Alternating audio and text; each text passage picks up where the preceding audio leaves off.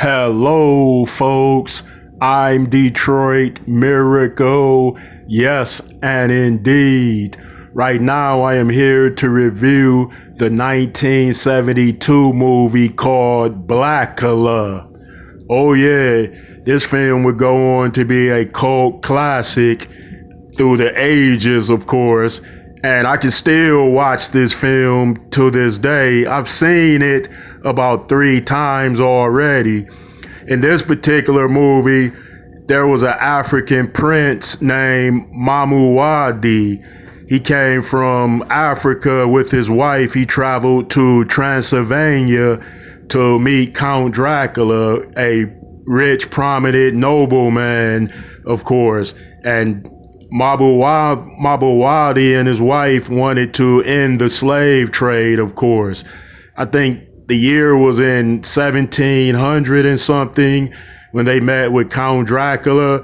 Dracula really lured them to his castle with evil intentions, but at first Dracula was cool with them. He showed them a time of their lives, of course, because Mabuwadi and his wife were distinguished noble men and women too. He was a prince in Africa and she was a princess, his wife, of course.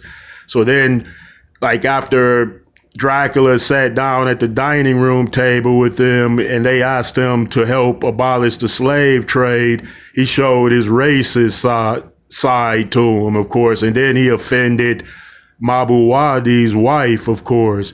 And then Mabuwadi was like, we were leaving here, you're an animal, you're whatever. And then Dracula revealed his true vampire nature. Then he sent out all types of zombie chicks to surround him, as well as goons working for him.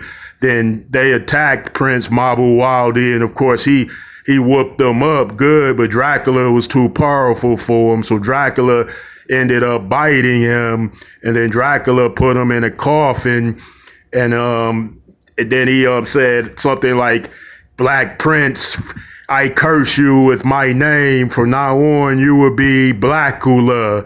Of course, and then he sealed Blacula in a coffin and locked him up for hundreds of years. And he told his wife, "You'll watch he said something about your black flesh will rot as he stays and lays in torment without him getting that blood, the much needed blood that he will desire," or something. So Dracula didn't turn out to be such a good guy after all.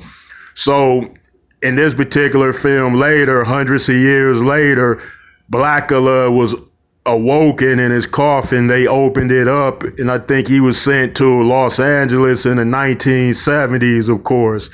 And he had Dracula's famous cape. He put that on, and he became Blacula. He had Dracula's powers and influence and methods, of course, but he always sought to reverse the curse and to get his wife back. In Los Angeles, of course, he started draining people dry and turning people into vampires. And then he seen his wife, which was a reincarnated woman hundreds of years later, and eventually he explained to her what happened to them as far as them being murder victims of a Count Dracula. And she said, "Dracula isn't real, he's a myth."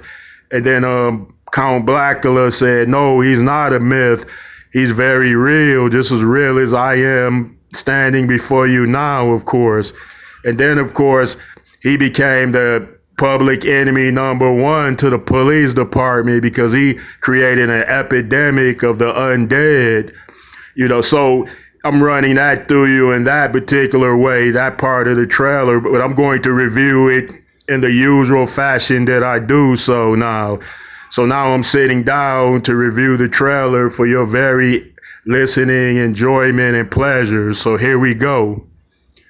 Now the film is starting off in this trailer with Dracula and his minions standing over the coffin that has Mabuwadi in it. And then Mabuwadi's wife is looking at them too. They're in a personal private crypt, of course, which will be sealed away.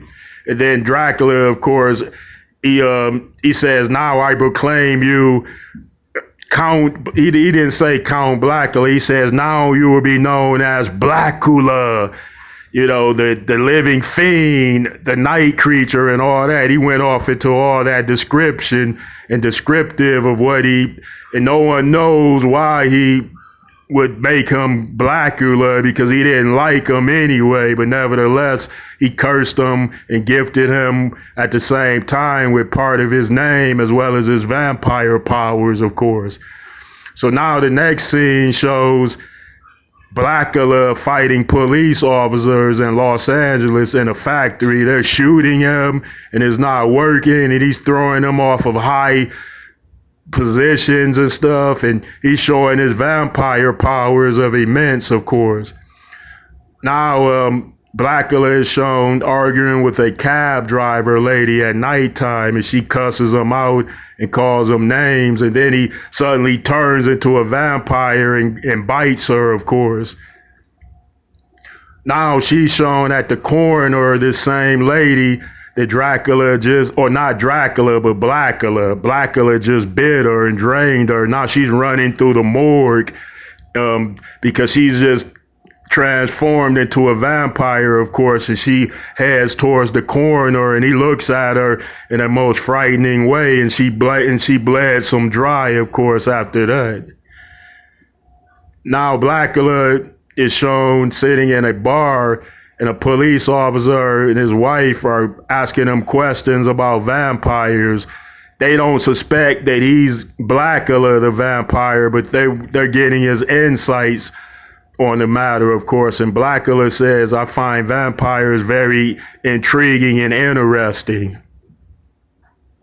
All right, folks, I don't want to spoil any more of this film for you in case you haven't seen it. So you have to run out and find Blacula, and I guarantee you'll have a good, enjoyable viewing time.